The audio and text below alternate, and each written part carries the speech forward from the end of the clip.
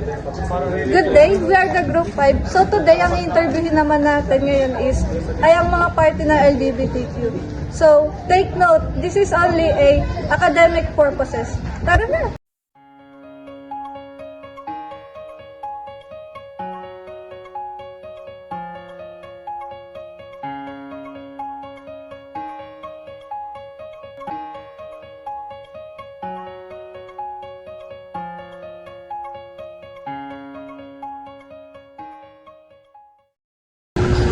Ang LGBTI acronym para sa lesbian, gay, bisexual at transgender.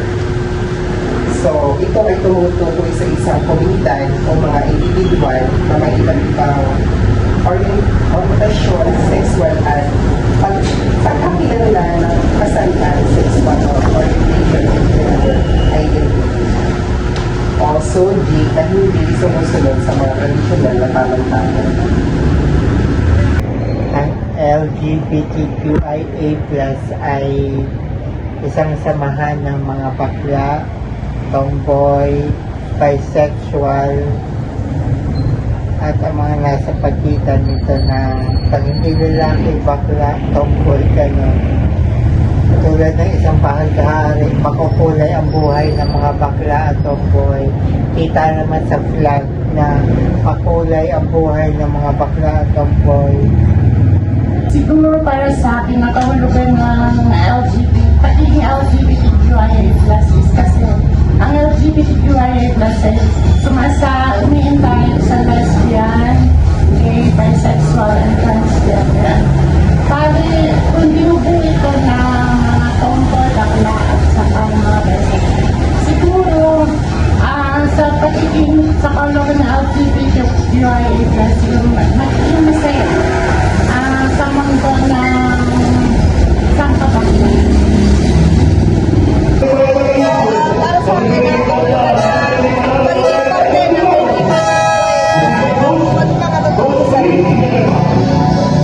The first question is what LGBTQIA+ stand for?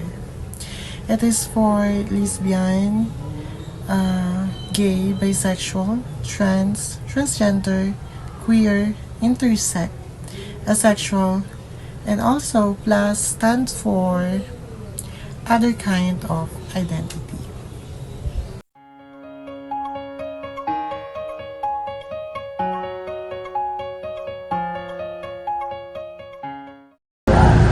Ang mga bagay na nagbibigay lakas at inspirasyon sa akin sa araw-araw. Siyempre, una pag-isip ko lang pag-isip ko lang sa umaga ay malakas ako. Then, ang kasama ko ang pamilya ko, makapagtrabaho ko ng maayos, hindi lang sa ganitong salon. Pagkos amin, nakapagiging ako ng service sa mga kabarangay ko bilang isang public servant. Na nakapagbibigay ng lakas at inspirasyon sa akin sa araw-araw ay siyempre para buhayin ang buong pamilya ko. Sa tulong ko, marunong ako maggupit ng buhok, marunong ako mag-ribbon, mag-make-up. Sa tulong ko, natutulungan ko ang pamilya ko na makabili ng pagkain dito sa bahay, ganyan.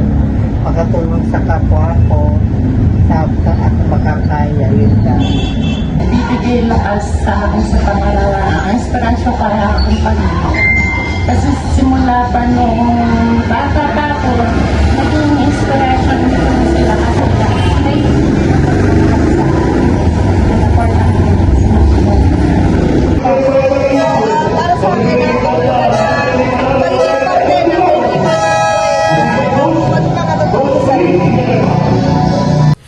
And part of that is my family and friends, always there for me, who lift me up and bring so much joy and positive energy. It is important to have a people around you which is able to boost your confidence for everyday life.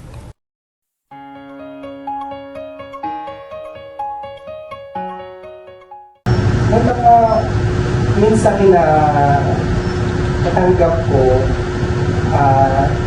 nung una binabatikos ako dahil ano daw bang magagawa ko as a gay, doon ko napatunayan nung nanalo ako na barangay kagawad sa aming barangay na nakita nila kung paano ako mag-record, kung paano ako mag-isalamuha sa mga tao na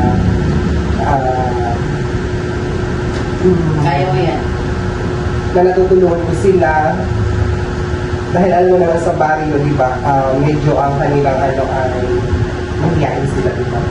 Kagaya na lang ng mga paglapit sa mga politiko, humihingi ng mga tulong, panghalusugan, kung ano sila ay may mga nasasutan, na wala kasamahan sila. At nakaka-receive naman ako ng thank you, salamat mula sa kanila. Ang mensahe na tatanggap ko bilang parte ng LGBTQIA+ ay ang saya ko kasama. Never daw sila naging malungkot kapag kasama ako. Lagi daw may baong joke. Yun. Yung nakikita nila ako, nagtatawa na nakagad sila. Di pa ako nag-joke.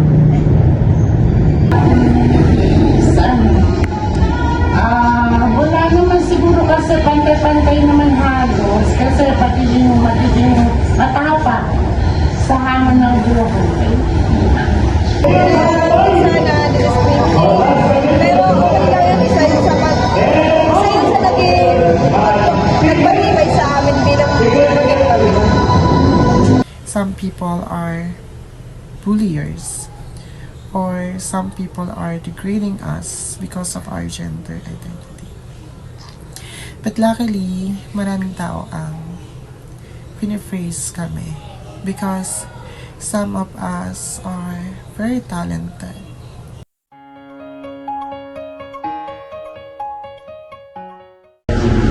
Doon sa mga bagong kabataan ngayon, huwag silang matakot, ipakita nila kung sino sila.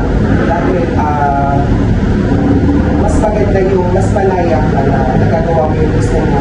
Huwag silang matakot dahil sa sa mga gaya na lang ng mga pangungutya. Ipakita nila kung ano lang sila. Ang mensahe ko para sa mga batang miyembro ng LGBTQIA+, kung saan sila masaya, ituloy lang nila kasi yun ang magpapagaan ng kalooban nila eh. Ang hirap naman pigilin kung alam mo sa sarili mo na bakla ka pero magpapanggap ng lalaki, labag naman sa kalooban mo.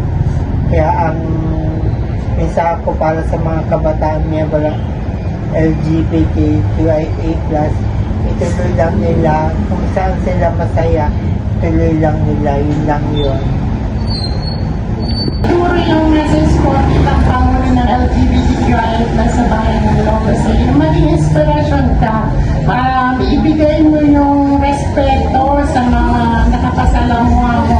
Huwag kang magiging bastos sa harap ng mga tao. Siguro kung ano ka, ibigay mo yung pagiging tao at pagiging paborita bilang parte ng mga LGBTQIA+. para sa mga kabataan, parte ng LGBTQIA+, magpakatotoo lang kayo sa sarili nyo. Yun lang. Always choose to be kind because that is the one things na pwede nating ibalik sa ibang tao. If ever na nabubuli ka ngayon or nakaka-experience ka ng discriminations, always remember that you have a friends, family, and God. Always pray. Always believe in yourself na kaya mo. Never stop learning. And mapapayo ko lang na sana mag-aral ka na mabuti. Kasi yung pag-aaral, yun yung naniniwala ako na makakatulong sa'yo para tumaas yung antas ng respeto sa'yo ng ibang tao. You're gonna change the fact that people are easily degrading you because of your status in life. And naniniwala ako na ang edukasyon ang susi natin upang makamit natin ang respeto. And I believe in you. You can do this. You can do it. Believe in yourself. At maniwala ka na kaya.